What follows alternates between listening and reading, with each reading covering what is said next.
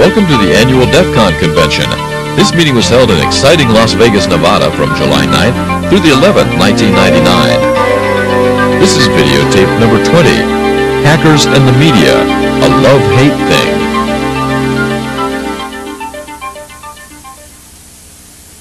My name is Michael Martinez. I am a technology reporter for abcnews.com. That's the online version of the news network. Yes, mainstream media has found you guys, and we're not going to let go at this point. For the past year and a half, I've had the distinct pleasure of covering the hacker community. It's not to say that it's always been a laugh, but I've learned more as I've done the beat, and it's been a lot of fun. And I'm here mostly out of enlightened self-interest to talk a little bit about who we are, what we do, and to try to give you guys some hints for when the next clueless reporter comes up and says, hey man, what's it like to be a hacker? You may not have read all my stories on abcnews.com, mostly because they're not written for you guys. I hate saying that, but when I write, it is for average folks. I'm trying to explain this stuff basically to your mom and your grandma. And sometimes it's a little hard, and definitely sometimes things get lost in translation. I had a PowerPoint presentation, but I think the Cult of the Dead Cow set up a lot of stuff, so I don't want to mess with it too much. Apparently it's going to be a heck of a show. I feel like the opening act. Covering an underground community such as you guys is tough. You know, it is tough to find you out there unless you're at a conference like this. It's tough to know who is a credible hacker, who is somebody who just hangs out in IRC with a funky name. So there are ways that we can help each other. One of the biggest complaints I get is that we don't get anything right. One of the biggest complaints I have is, well, where do I find the information?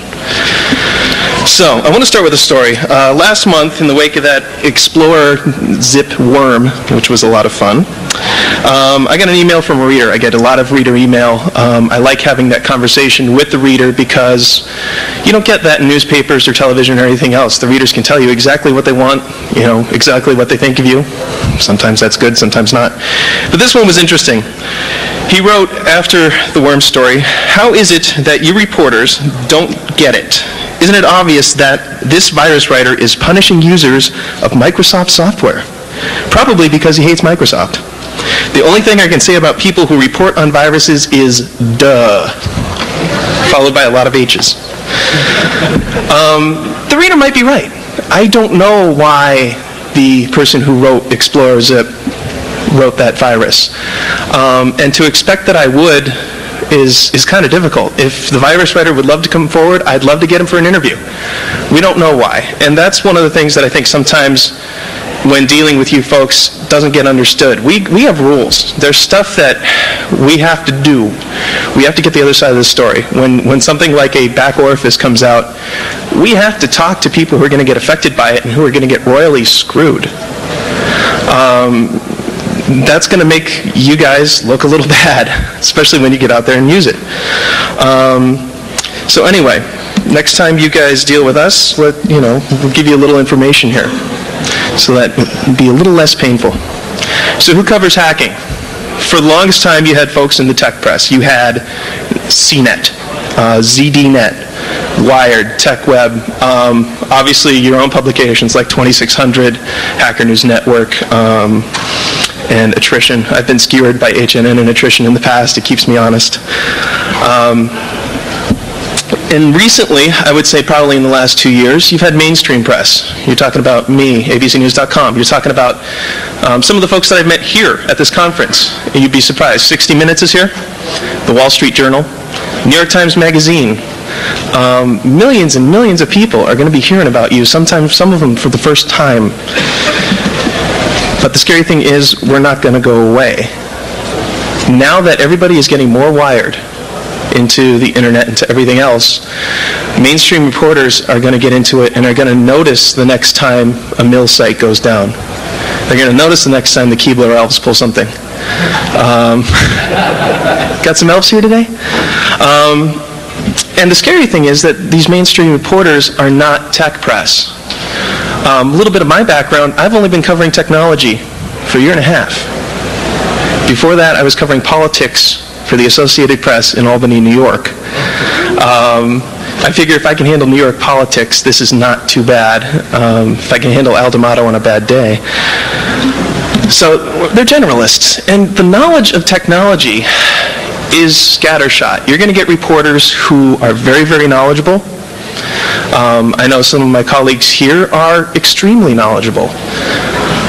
You're going to get reporters who the only reason they're a tech writer at their particular publication or television station is because they can surf the web really, really well. That's it. And then there are the preconceptions. Especially for reporters tackling this for the first time, their perception of a hacker is war games. Maybe the Matrix. I actually saw that last night in the hotel. So, and with those preconceptions in mind, they may not even realize that they can contact a hacking group. They might not realize that there is a Cult of the Dead Cow website with a press@cultdeadcow.com. And the initial reporting is going to be very, very one-sided. The resources aren't out there. Where do I find some hackers? I remember the first time I had to cover a story like that, I went to the web and I actually printed out some search engine results, which will probably surprise you, probably shock you. So, well, some of them did say sex, absolutely. Probably some hacker who, really just wanted to have a really good sexy image, I don't know. Some of the hacking sites on Yahoo, for example, that are come up with a search. What's that? What did you put in the search string? Hacker. Pretty simple. You get the Hackers Defense Fund. You get some Kevin Mitnick sites. You get the Happy Hacker. You get Anti-Online. Actually, in this one, you don't get attrition.org, you don't get Hacker News Network, you don't get Cult of the Dead Cow, you don't get The Loft, you don't get these things. And for a reporter who's doing this for the first time, where are you going to go? Anti-Online, an archive of hacking-related materials, everything from file archives to its very own zine. Well, that sounds good. I'm not going to comment on what that site has been up to lately, but I know that it's kind of waned in popularity as seen by this little wanted poster here. So, obviously, finding you guys is tough. Then the next problem is, how do I confirm who they are and how good they are?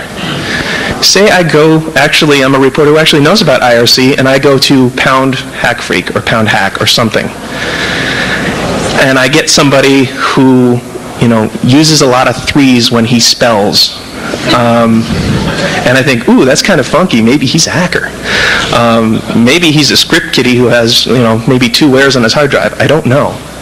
How do I confirm you guys? How do I know who you are and what your skill level is and whether or not you guys are a credible source for the story I'm working on? And then, finally, where do I go to get a counterpoint to balance whatever hacking comment I get? And again, that's just as hit and miss. Obviously, if I'm covering a story on a site that's been hacked, I'm going to go to the person whose site was hacked. And I'm going to say, how did it feel? And they're going to say, it sucked. And what did you do wrong? I don't know. We're still working on it. The counterpoint will be there. That's not the hard part. It's just getting your guys, your viewpoints, your ethics, your idea of what happened and why into the stories. So say I actually find that. Say I actually have my facts straight. Say I didn't go to Anti-Online or anything else like that. There's still a lot of room for error. Something called the editing process, which I hate. In print, the story goes from the reporter, who did all the fact gathering and the writing, to the editor. The editor changes things. It goes from the editor back to the reporter, then back to the editor a couple times, depending on how good the reporter was the first time. And then it goes to the fact checker. Then it goes to the copy editor. Then it goes to the layout editor. And at each stage, this story has changed. And it's kind of like that game of telephone when you were a kid and you pass a phrase around, whispering in your ear. By the end, and I've seen it happen, you're going to get something that can look really different from what you intended. And in broadcast, of course, there's all that, plus then you add video, graphics, sound mixing, additional writing for the stand-up, additional writing for the anchor. you can see why this may be just a little difficult to get the facts straight sometimes. So why are we covering hacking? Why do we do all this stuff? To make money. That's a very good answer. Hacking is, to reporters and to the public, it is a cool topic. It is sexy. It will sell papers. You didn't think of yourselves as sexy, did you? It's true. Well, yes, you are, sir. It is almost guaranteed readership. I look at the site stats for my stories, and whenever I hit something on hacking, I get 50% more hits on these stories just because people are like, ooh, it's dangerous. Is my computer in trouble? The next time I play Quake, am I going to have an erased hard drive? Who knows? Plus, you have people calling themselves hackers. Whether or not you guys consider them hackers, they are going in, they are defacing websites. They're calling themselves hackers, they're calling what they do hacks. And we got to cover it when you hit a big site. When you hit the New York Times, geez, I got to call those folks up because that's huge.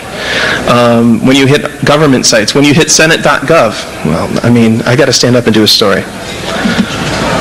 So, that of course leads to certain preconceptions of what you guys think of us. What do you guys think of the media? When you read stories. O.J. Simpson. Well, all right. Let me rephrase that, because he doesn't hack a lot. Well, not on computers. More of a slash or a ew. What do you guys think of reporting that is done on hackers? What are the big problems there? Well, isn't ABC the one owned by Disney now? Yes. It's owned by these big programs. We are all going to answer to the mouse. Yes. I will let you know that in my case, and of course for example, other news sites owned by large companies like MSNBC, we are editorially independent. I have never, ever gotten a call from anybody other than an editor saying this is not a good story or this is a good story or you need to do this or you don't need to do this. There is no one out there telling us what to cover, how to cover it. If there was, I would walk because I'm not doing this for the money, that's for sure. In graduate seminars in journalism, they often talk about it's just enough to be owned by these big guys to influence people thinking, do I spin the story this way? Big mouse. If anything else, Bill might not like it, so just enough. If anything else, at least from the reporters I've talked to, for example, MSNBC, I have found their coverage of the Microsoft antitrust trial excellent. And I think when you're dealing with that, I wrote a review of the Go Network, for example, the new little portal, family-friendly Disney portal, and in the review I kind of slammed it. I thought when you have Yahoo and AOL and everybody else in that market, it's not worth it. If anything, I find that reporters actually go after stuff more because it's the parent company, because in a way we're a little like you guys in that we really like to tweak people. And if I could twist some tails at Disney, no pun there, if I can go and be brutally honest about these things, I will, What else do you think? Think about recent stories about hacking. What was your reaction? You could change something about the way you report like GH, that whole takedown stuff. Mm-hmm. What would you do different about the way you reported that? What would I do different about GH? It's tough. How do you, I know you guys, for example, are really big on First Amendment rights. Freedom of speech, information must be free, that whole 9 yards. So why are you hacking somebody's freedom of speech? Because they're stupid. That's your opinion, sir. Just because they're stupid doesn't mean they don't have the right to do stuff. So, you're faced with that quandary, and when I report on your hack, I know what you're trying to say. I'm not stupid. I've been following this for a while. I know you did it for a reason. And in my story, I'm going to say that reason, but when you put it up against someone's basic right to say what they want on any, website, on any publication, anywhere, it's not going to look good. There are a couple things, and actually this goes ahead in my speech, but I'm just winging this here. There are a couple things that are going to get you bad press, no matter what you do. For example, hacking a site. You've taken off somebody's site, you're causing them loss of their right to free speech. You're causing them a loss of revenue in some cases. You're interfering with their business. And unless you can go ahead and show, like, you know, for example, give a better reason besides they're stupid, that's not going to fly with a lot of mainstream folks. That's not going to fly with your mom. She's going to whack you upside the head. With all due respect, about politically motivated hacks. Politically motivated hacks is a very good question. Is hacktivism a form of social expression? It's a good question. I would report it as such. Absolutely. If that's the reason and you're hacking in the name of the Chiapas or anything else, then yeah, I would definitely report it that way. On the other hand, I do have a responsibility to get the other side of the story. I do have to go to whoever you hacked. And I have to say, let them say, this really sucked. We weren't, you know, especially on a hack, for instance, like, say you go in and hack my site to complain about something completely unrelated to it. And don't try that, please. You know, when you go in and do that, you hacked me. And I'm like, I didn't do this. I didn't oppress Mexicans. I didn't do any of that stuff. And that's fine. I mean, you know, if you are going to do this, and I don't condone it in any way, shape, or form, you know, personally, and it's certainly not the views of ABC/Disney, you know, I would say pick your target. If you're going to hacktivism and go in and get somebody for that reason, you know, choose your targets. What are your thoughts on the fact that you don't really report the news, you start giving commentary? Isn't your job really just to report? My job is just to report. Why are you giving them your own opinion? If any reporter comes up and tells you that their reporting is 100% unbiased, you may feel free to kick them. I can't advocate violence either. That's bad. Don't kick them. But you feel free to tell them off. That's your First Amendment right. Anybody, you know, I can't go to a story and say I'm completely unbiased. I may not care. But is it your job to report the news? My job is to report to news, and I'm going to do that the best way possible. I am going to go and say, you know, this is one side of the story, this is the other side, this is the other side, but who's going to choose the sides of the story? You know, I'm doing that based on my own experience, based on what I think is good. That's a bias right there. So what you may perceive as a bias in a large bit of mainstream media can equal out to, as I was saying earlier, ignorance. We don't know where to go. So we go to the best place we can under the deadlines that we can. Or just the fact that I think person A is a better source than person B. That may create a bias right there. And once you start talking down this road, it's a slippery slope because there is no such thing as a completely 100% unbiased story. That's my own personal opinion. And, well, you know, there you go. Like the side you go to, like the corporate side, they all have public relations firms representing them, and we're just, you know, a bunch of people that speak for ourselves most of the time. That's right. And that comes to an interesting thing which you may want to consider. And again, I'm not in the business of recommending what you guys do, but there could definitely be a better clearinghouse, a better way of contacting you, a better way of finding you, a better way of someone saying this is a credible source, this is not. And some of those things exist, but they don't exactly advertise. Not like the person who's hacked, who is part of mega corporation A and who has 200 PR flunkies. So, and of course, then again, we also have, and I lost my place here, we also have our own misconceptions and biases about hackers. It happens. They're hard to find. We can't confirm those credible sources. When we deal with them, they give us attitude like you wouldn't believe. And sometimes, we're very independent. We're very independent-minded. We don't even like our own editors. And when some 15-year-old decides to flame us, I'm not happy about that, man. I'm like, oh no, I don't feel singled out at all. I know that for every 5 flames I get, the other guy's getting at least that many. A lot of times, you folks, when I'm talking with you, will assume that I have as much knowledge as you do. I'm not a hacker. I don't know how to get into a TCP/IP stack. I'm not even sure if I'm saying that right. And then once a story is written, you guys, if you don't like it, will flame me back to the Stone Age. I will get emails sometimes that are longer than the original story.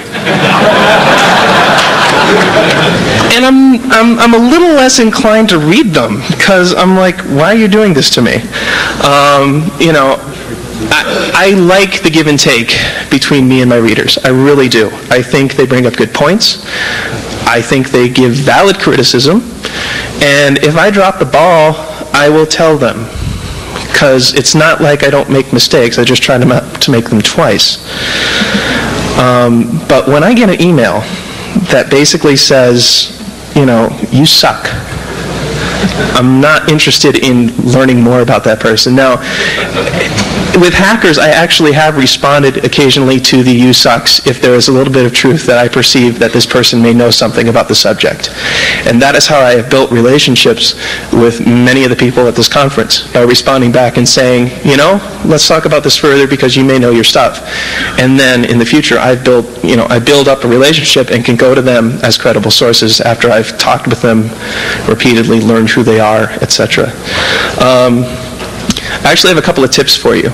How to get the story straight when dealing with mainstream media. Somebody from some, you know, daily newspaper in Virginia gives you a call or, you know, sends you an email. You, for whatever reason, have been targeted as a hacker, and the media wants to pick your brain. So what can you do?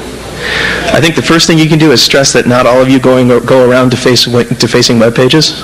That is not like your primary concern as a hacker. If it is, say so. Be prepared for the rest of your friends and neighbors to take down your server. Reference the reporter to reputable information sources, online and off. You know, somebody goes and says, I've been talking with so-and-so about hacking, and I want to get your opinion. And if you believe that the person they've been talking with has no clue, you need to tell them. You need to say, this is not a credible source. This person doesn't know about hacking. They couldn't hack their way out of a paper bag. Don't do it. Go to someone else that you feel is very credible. Point the reporter in the right direction. On the other hand, don't give out email or phone numbers to people who may not want that information spread around to the media. But at the same, you know, if you know of people who are credible, who are smart, who know about hacking, and would be willing to talk to reporters, you need to reference them to us. It just helps immensely, helps get the story straight, and that helps both of us. Discuss a little bit why you guys hack, why you do what you do. I think it's an interesting perspective that doesn't get talked about a lot. You know, we have, again, our own preconceptions of the 16-year-old wearing black t-shirts in a darkened room when the sun is out and all they're doing is playing on a computer for 24 hours straight. That actually may be some of you. I don't know. I do see some black t-shirts here, and they look wonderful. It could be white. Yours is a very nice one, too. But the thing of it is, obviously, we have that preconceived notion, and by talking about who you are and what you do, if you can help break that, you'll help the reporter give a fuller story and a better story. Tell them what you're proudest of, as long as it's legal. That does bring up another point, which is, don't do anything that's going to get you busted, okay? I have seen stories that a reporter says, hey, I hooked up with these guys and I went on IRC with them while they were hacking. And it was so cool, and this is what they did. And then you can bet that within 48 hours of that story being published, the FBI called that reporter and said, we need to know everything. And no matter what a reporter tells you, when you're dealing with something that could perceive to be illegal, they have to. You know, the protection of anonymity and the protections that we can afford you only apply to our stories. When y'all do something wrong and somebody knocks on my door and says, we need to know about it, and if they're the police, I have to tell them. There's no legal reason why I can't. The protection of sources only goes so far. So don't do anything that gets you busted. It's common sense. You were here yesterday when Kevin Polson and Jennifer Granick were talking about your rights. The same thing goes with us. You can give as much proof of your identity as you feel comfortable with, but if you feel that that would endanger you in other ways, don't. Don't tell us anything that you perhaps would not want the police to know. Don't try to exaggerate your knowledge. I have talked to people who are a little more, now that I know, they are a little more than script kiddies. At the time, they came off to me as hackers, and I was dumb and didn't know any better.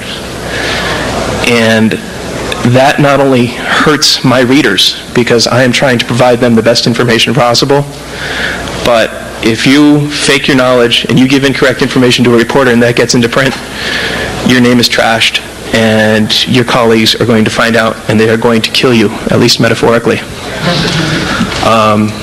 Don't give the reporter wares. Don't give them tools. Don't give them URLs. Don't give them email addresses that you wouldn't want published.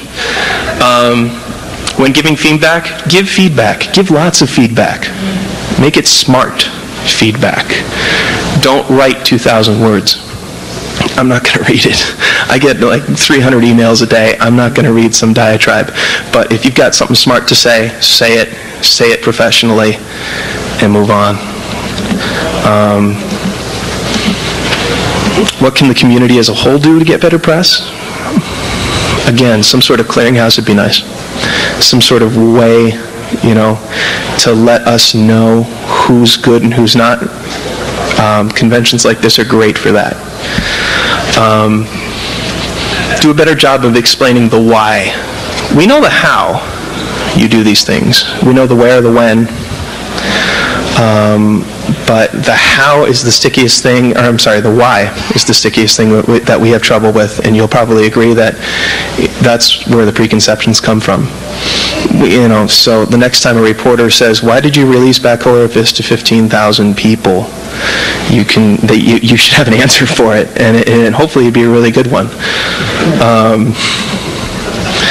That is one of the areas where you will still get bad press. I understand creating an exploit to show that there's a security problem. That's admirable, in my opinion. To put it out there for other people to see, that's great. Microsoft will hear about it.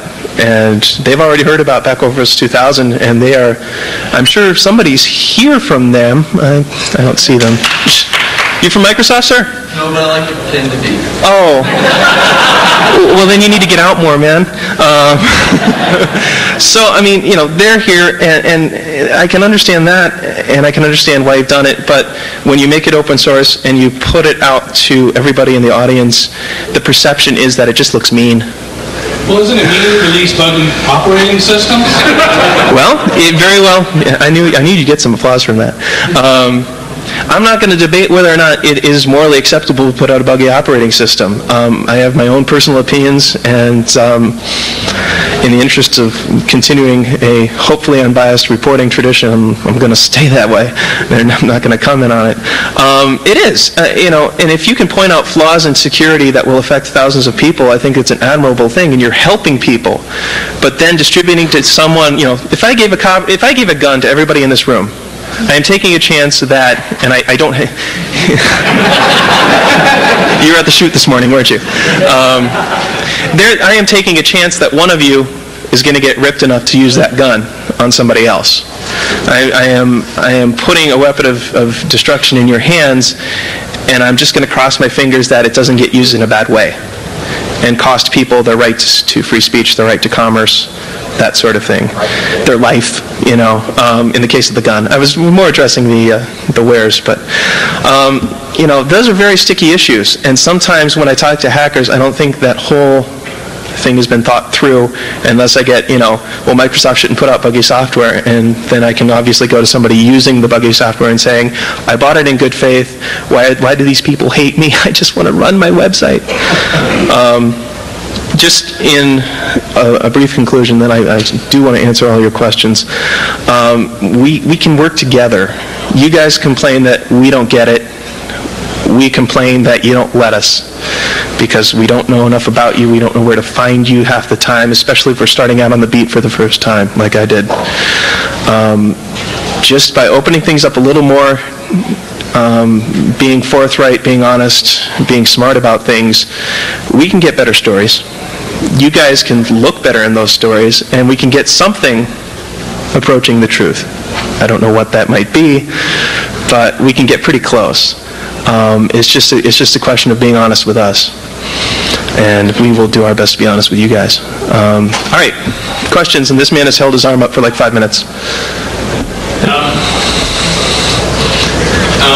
You typically just respond to stories that happen, hacks that occur, or you do investigate it on right? We do investigate, speaking for myself, I do investigate on my own. I have to be fairly comfortable with that beat to be doing it. I did do a story back in February that had nothing to do with a hack, but had very much to do with hacker culture whatever you'd like to term that as. And a lot of the stories that I'm going to produce out of here. I am writing about DEF CON. It's up on the site now, www.abcnews.com. Give me hits. It is about the culture here. We do respond, and we have to respond to a lot of hacks, but hopefully that gives us enough information to help us dig deeper. Yeah. Do you typically focus on the individual or I guess domestic group hacks, or do you also do like company espionage and international? Well, yeah. I mean, as far as the malicious hack, it is fairly common knowledge that most of them do come from the inside of companies, and we've reported that. Whenever there is a computer security issue that is big enough to warrant abcnews.com doing it, to warrant the mainstream press doing it, then fine. I mean, if somebody's little site gets hacked, I mean, I'm sorry, I got a lot to do. That's the other thing about reporters covering this beat. We don't do it full time. I've got a Microsoft antitrust trial I've got to deal with. I've got Microsoft I've got to deal with. There's a lot of stuff I do as a technology reporter. This is a small part of it, and you're going to find reporters very busy on it. Okay. If a credible source tells you about an exploit that's going to happen, yeah, you're putting me in a hellish position there. It gets into all sorts of legal, ethical, moral issues. If somebody says so-and-so's site is going to be hacked on July 12th, what do I do? That hasn't happened to me yet, thank God. I don't want it to happen to me. If you know something that's going to happen, don't tell me, because I don't know how I would have to react. My responsibility as a citizen, and I'm sure our folks from the feds and law enforcement would agree with me, my responsibility as a citizen may override my professional and corporate interest in putting out a story. I mean, we're in it to make money. We're in it to gain readers and to make money, but if you tell me about something, I may very well have to go and tell somebody. Otherwise, I could get into trouble, and I don't want that. Over here. A lot of the people that are here at the show make a semantic distinction between the term hacker or pocket hackers and cracker. Hackers, crackers, script kiddies, yes. But in the mainstream media, we don't see a whole lot of this distinction. We don't talk about crackers as being the bad guys. And why is that? That's because, in a lot of ways, what you guys use internally as a community to describe your various levels of niceness, if you will, sometimes do not apply to the rest of the world, especially when your own people who are doing malicious stuff are still calling themselves hackers. I cracked open a website, thus I'm a hacker. I downloaded the wares and I used it right, and I feel very good about myself. I'm a hacker. When we see that confusion within your ranks, it's simplicity's sake that we go with hacker. I try to use it as much as possible. I say malicious hacker, known in the community as cracker, in my stories, and that takes up a lot of space, and my editor's likely to cut it. It's been called hacking. It's been called hacking ever since war games. We're used to it. It's part of the larger culture, and that's why. I mean, yes, is it factually incorrect? For you guys, that is a factual mistake, and I've gotten flamed on hacker versus cracker ad nauseum. Then why aren't you, as a conduit to the general public, acting responsibly and saying they are crackers? Stop calling them hackers. And we do. In a lot of the more recent stories that I published, and again, I'm speaking for myself at this point. I cannot speak for the rest of the press. We put in this distinction. I took the definitions right out of Eric Raymond's jargon file. And that is a great resource, by the way, to point a reporter to. You put the distinction up and you use it, but you may have convinced me, but you've got every other place to convince. You've got my own editors to convince. Making a semantic change like that in not only language but culture is a huge effort, and you just got to continue to send those mails, continue to say, it's cracker, damn it, not hacker. And maybe the change will happen, but I'll tell you right now, it's not going to happen overnight. It's too ingrained in the larger culture. Web-page hacking gets a lot of media. It certainly does. That furthers the people who are hacking the web pages generally. They're doing it so they can be media whores. Yes. And do you feel that you're giving in to what they want to happen? I'm not pleased when somebody goes, and especially after having covered this community for a while, I'm not pleased when a big website gets hit and I have to cover it, but I have an obligation. I can write in that story, this is not considered normal hacker culture. This is considered, weird and odd and not good.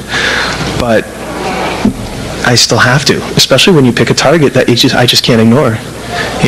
Rumors of eBay getting hacked. God, that's one of the top 10 sites on the web. I'm going to have to. And of course, now all the kiddies here know which sites that I'm going to have to cover, and now they know which ones to target. Is that any different than releasing back orifice, though? They're doing it probably because they feel they have to, because there's an exploit. I know why the Cult of the Dead Cow is releasing back orifice. I've talked with them. I talked with them last year. I'm going to talk with them after their light show. Is that any different than doing an article on it, which might encourage other people to do it, even though... it gets back to the argument, why do you tell bad news all the time? Because then other people are going to do it. If you cover a murder, will somebody else go and murder? I think the greater good in letting someone know that something is like a back orifice is out there far outweighs the fact that somebody may read about it, download it, and use it. I would rather warn as many readers as possible about this thing's potential and talk about the reasoning behind it, and talk to Microsoft about why indeed they do have build functionality into this that can be exploited. That to me is more important than somebody coming up and reading it or trying to copycat it. I hope that answers your question. You, sir. Yeah, you seem to be sort of making a suggestion that the onus sort of shift towards the hacking community, so to speak, to help inform the journalists. You don't have to do a thing, but you're an underground community. You don't have PR flags, and you don't have to deal with us. But quite frankly, we're here, and we're going to publish stories. That sounds crappy, and it sounds like we're being mean, and I apologize in advance, but we're going to do it anyway because the public interest is out there, and because things like back orifice is being released, sites are being hacked. And if you guys want to clear your good name, if you will, you're going to have to help us get some of this information. We dig a lot, we dig hard, we try to find you as best we can, but it's really hard, man. You guys know how to hide. But my actual question is, why is it that when you cover hacking, you sort of would like the hackers to tell you more about their community and shift that onus to hackers? But, for example, if you were covering politics, you wouldn't expect, the politicians to help you. I would like more hackers to talk about their community because in some ways, and again, this is a personal opinion, has nothing to do with ABC/Disney, in some ways, what you guys do is very cool, and it helps people point out the problems in Microsoft software or anybody else's software. It's a different situation. To equate covering an underground community like you guys to covering Congress, where everybody's out in the open. I heard that. It's a very different thing. And again, the more you can help us, the better the stories will be, the better your image will be, and everybody walks away happy. Go ahead. Why do we have more recordings that are trying to learn how to hack rather than hackers trying to learn how to write? Why should I? Are you asking me? Do I want to learn how to hack, or? Why do news services hire hackers and distribute writers? Kind of like what Kevin was able to do. It's a very good question. Basically, what news services are looking for And I'm not going to, this is again my opinion, I can't speak for every news service who's hiring anybody to cover hacking. We are conduits and translators. The idea is that we take information, we break it down into something that everybody can understand, and we publish it. And that is a skill, as much as hacking is a skill. If you can find somebody who can do both, then more power to you, because that's very cool. But the fact is, it's very tough to do, and I will certainly admit there is a preconceived notion that hackers are bad. You know, I mean, there are still some security companies out there that won't hire anybody who says they are a hacker, which kind of blows my mind. But in much the same way, you know, there's some perception that we're hiring a fox to cover the chicken coop. So you've been raising your hand a lot. You go ahead.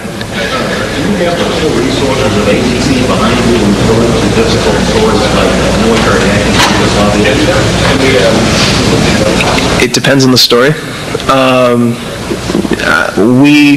We are a joint venture between ABC and InfoSeek. ABC is owned by Disney, and Disney owns 43% of InfoSeek. We're all going to get married at some point. We do our own thing, though. We are the 24-hour news service for ABC. We don't have a cable station. Wish we did.